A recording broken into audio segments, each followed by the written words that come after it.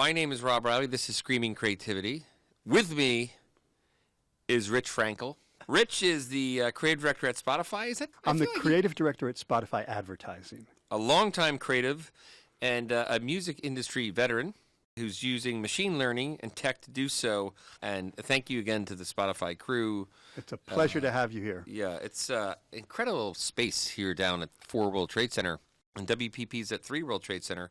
So I want to get to, sure, what you do at Spotify, which is important and magical and incredible. But, let's talk about music and your background in music and what you've done and who you've done it with. It's fascinating, and I can't wait to hear the story. Well, I did have an interesting first stint as a graphic designer working for CBS Records. Wow. Which I guess now is part of Sony. And I designed advertising for various artists on the labels at CBS. It was kind of... What do you mean, like album art? Like cover art? Back in the day then it was two separate departments, one which did all the album art and the other which did all of the out-of-home or trade advertising or any of the things that were done in support of the... And back in those days, we also used to make what were called field cassettes.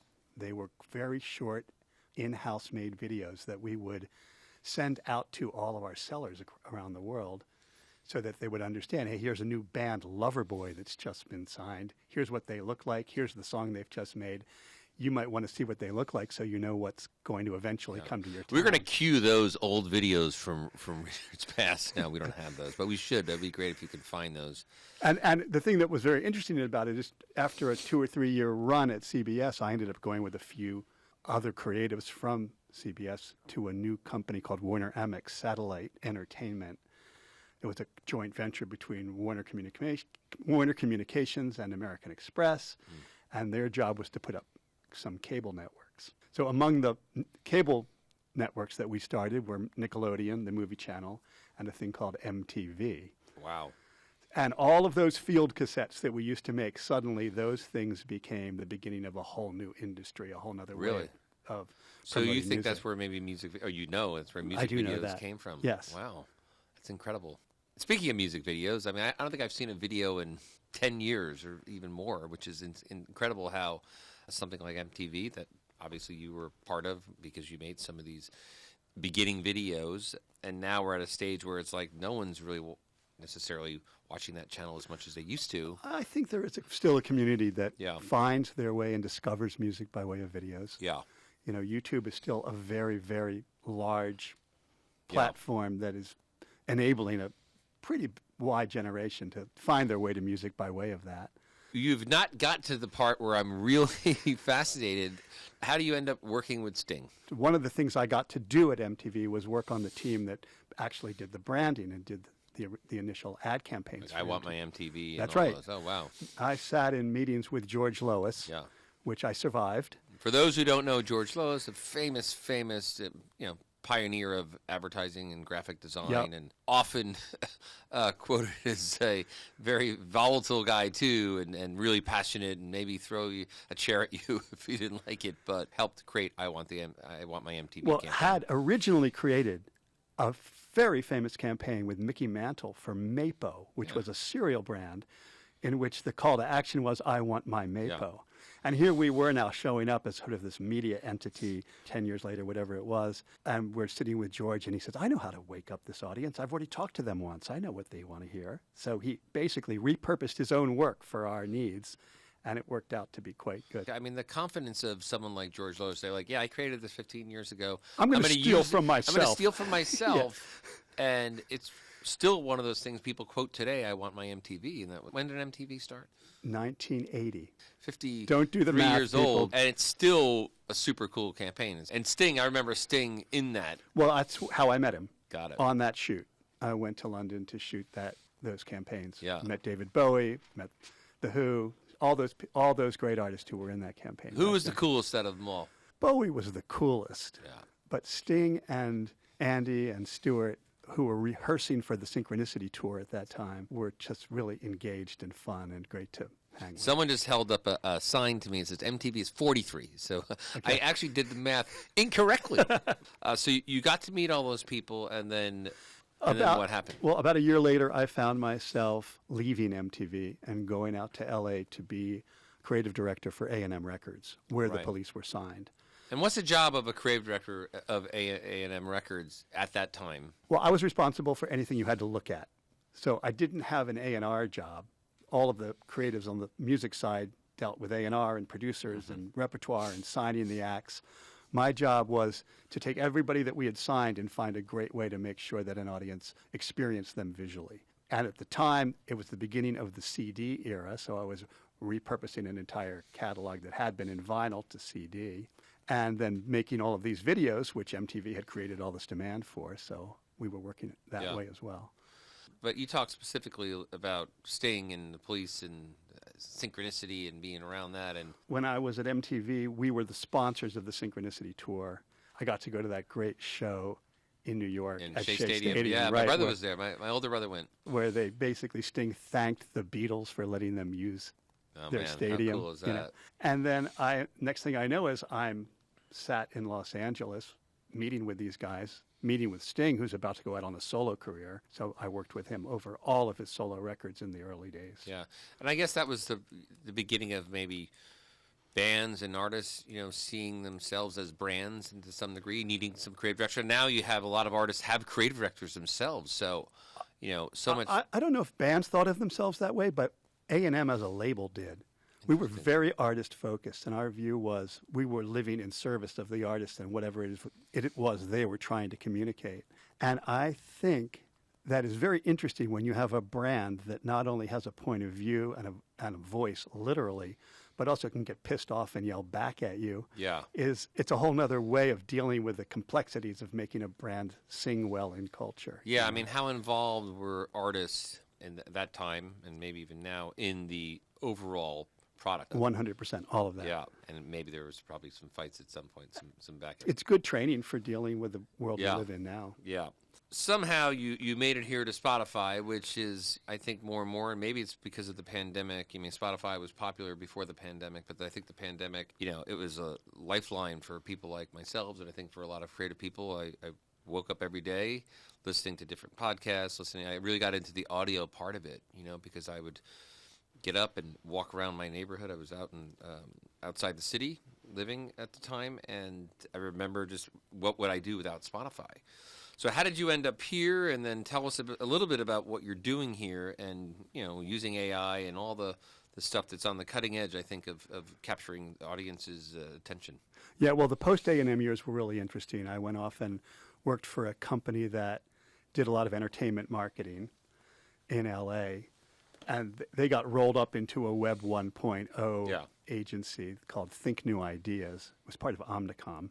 And we had a kind of really interesting run building websites for a company and starting that whole new way of thinking about that world. I also went off and did a few television specials, spent some time learning that world. And then I ended up at Ogilvy here in New York. Oh. I worked on the original crew that built Ogilvy Entertainment.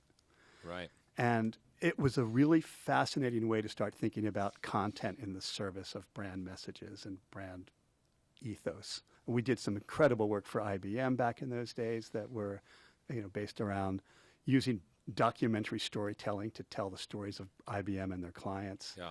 So that was kind of a fascinating. I think one of the things that's kind of guided me along all of the different things that I've done is just remaining intensely curious about things. And that experience working in entertainment at an ad agency was like the ultimate collection of opportunities. Which is a little bit ahead of its time. I mean, we talk about it being part of entertainment, and it's a big focus for WPP, and we're doing more and more with brands and with shows and streaming and all those things. But, I mean, you did this a decade or so ago, right? This was a while ago, which was way before its time. Now it's commonplace. Do you feel like you're part of pioneering that era? I mean, you've invented music videos, you've invented branded entertainment. What's next? I was at places where these things were invented. Take the credit. Come on, please. But I do think that, we were on the beginning of something pretty interesting there that it's continuing to this day to evolve. And it sort of set the pattern for the way consumers thought about how they experienced brands. And it also started to set a new way for brands to have options in the way they communicate with. So I left Ogilvy, started my own little consultancy with a partner that was aimed at helping media companies be better at understanding how to use branded content, how to plan for it, how to allow it to exist in their worlds. And I was lucky enough to be consulting for some people who got brought here to Spotify and came with them. And 11 years ago. 11 years ago. Yes. So what is Spotify today? Spotify today is a beautiful platform for creators who have an opportunity to have a lot more freedom in the way in which they develop content for their audiences, speak to their audiences, connect with their audiences, understand who their audiences are. Yeah. It's this beautiful combination of this kind of closely held audience of a few million creators who are on the platform and 500 million listeners who are on it. And it's the relationships between those two cohorts that make the place so fascinating and interesting. So tell us about machine learning and how you're using it. Well, AI is this big catch right now. Everyone's talking about it. And we think it's interesting because at Spotify, we've been using AI since 2015 to kind of enhance what it is that we are able to deliver to our listeners. Give us an example of what that means. We launched a playlist that we deliver for every single one of our listeners every Monday morning before 9 o'clock in their local time. It's called Discover Weekly. Rob, we are dropping 30 songs on a playlist for you that are 30 songs that you have never listened to on Spotify, but we think you'll like. Wow. And when you're doing that at scale for hundreds of millions of listeners, you can't do that by hand. So we use algorithms to do it. And when it was first launched, it was really interesting. Everyone made assumptions about what we were doing, which is, oh my God, Spotify is now going to tell you what to listen to by looking at the catalog and finding songs that are like the songs you listen to and telling you to listen to these. Yeah. That's not going to work.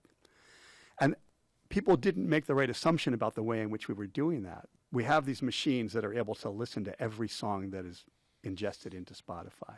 So there's about 100 million songs that we now have. And every single one of them has been listened to. And what the machines do is they spit out this incredible cloud of information around every song, stuff that we never even thought about before. So you've got this incredible amount of information around every one of these songs. So we have this beautiful repertoire intelligence that we can think about that is built by machines. And it's got all kinds of stuff in it you wouldn't normally think about. It's stuff like, obviously, what key is it in? What is the valence of this song generally happy or not? I don't even know what valence means, so please describe for the rest of the audience. Valence is a series. Sorry, guy. Think about it. It's a series of acoustic components that have to do with the lightness or heaviness of the music that you're listening to in the way that it's orchestrated or built or performed. All of the things you might never need to think about, we happen to know. And sometimes they come in handy. We know how you look, right? Yeah. We also know how you sound, how you listen. So Rob Reilly has a Spotify listening profile that is basically what you look like to us. It's everything you've ever listened to, and when and where and how. And it is a picture of you that is unique. Of our 500 million listeners, nobody else looks exactly like you.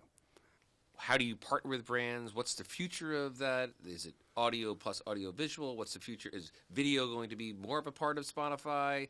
Should it be? It seems like there's a real renaissance of audio. Necessarily it doesn't need to always have video. So there is definitely a renaissance around audio. You got that right. But we do see in some places that there is a lot of interest in video as well, particularly in the podcast world. Yeah. What you and I are doing right now, for some reason, people want to watch. I can't explain it, but they do. So we've opened up this layer of video that sits on top of any one of our podcasts. I mean, every one of our podcast creators has the ability to deliver their podcast with a video layer if they want. Now, that could just be a recording of what you and Yeah. I are saying, but it also could be dropping in graphics or some kind of other video or some kind of immersive visual experience that helps you understand what's being said. Whatever those things are, up to the creators to use. But we see some real growth on the video side, particularly around the podcasts. We do know when it's Joe Rogan talking to somebody that people are very interested. A lot of people watch it. Well, there's something soothing about a podcast. There's something that it's an emotional, especially during the pandemic. It was like whether you're listening to The Daily or listening to Smartless or, The Rewatchables by Bill Simmons, my podcast hero. There's just something about it that it makes you feel like things are going to be okay. Yeah. I don't know what it is, and maybe it's that somebody's taking the time to tell stories, or the human voice has a soothing quality to it. You've just hit on something that's really interesting. Like, I think about my generation. The source of truth that I would go to back in those days was probably what I learned from cable TV, right? Yeah. And then Gen X came along, and their place where they would go to find out something they needed to understand was the internet. Now, if you think about cable TV or the internet right now, those are hardly first choices for figuring out the truth. And what we're seeing around our Gen Z audience as we talk to them is that they are using the podcast space as a way to navigate complex issues in their world. So it's not necessarily that the voices that are populating those feeds are expert, but they're taking the time and they're working through it in a conversational way that has authenticity for that audience. But to get back to your question about brands, I think one of the things we've been able to do is literally help brands find their voice. When you think about the brands that make sense, like a Nike, for instance, who have authority in a certain space, it makes complete sense for a brand like that to be able to program and playlist around fitness or workouts or running. And when they show up on our platform and act in a curatorial way and start building that stuff, our audience loves it because they have the authority to do it. Coca-Cola is one of those brands that does an incredible job with music. They have their Coke Studio programming, and they build these beautiful opportunities for emerging artists So we work a lot on it. Yeah. Give me an example of how Spotify has used creative technology to serve a brand. We have this beautiful API which understands all of those components of music and behaviors of the audience that we talk to, and we let brands into that ecosystem in order to kind of custom build some experiences for their. How? So there's a brand, an airline brand in Europe called EasyJet. Yeah, of they course. fly all over Europe, right? Familiar with it. They came out of the pandemic and saw the kind of intense increase in the interest about getting out in the world and going somewhere. And they said, well, maybe we could build a way to link what people listen to where they should go. You signed in, and it looked at your listening history, and it determined whether or not you were an adventurous listener or a passionate listener or a chill listener. And it started to look at its route map and build some correlations between your listening and places you might go where that kind of music would inspire. And it turned out to be this incredible driver for them, where people had so much fun thinking about and planning where they might go, and then actually leading through to bookings for them, that they've given it some credit for helping them become the most sought after airline in Europe this year. I think being here, one, you up your game because, one, you don't want to embarrass yourselves. But there's just something about this place, the creativity, it's just oozing out of this building and oozing out of this floor. And then, obviously, you're a huge part of that on the Spotify side. So thanks for being on. But, let's talk about, is there any creative side hustle for Rich Frankel? One thing I've noticed, I've been thinking about your job, Rob. And do you want it? I don't. No, and I do think this notion of how you could potentially have the responsibility for leading a creative cohort across all of these amazing brands that are inside of WPP. And what leadership looks like for creatives. That old thing you always hear, it's like herding cats, that line people always throw at you.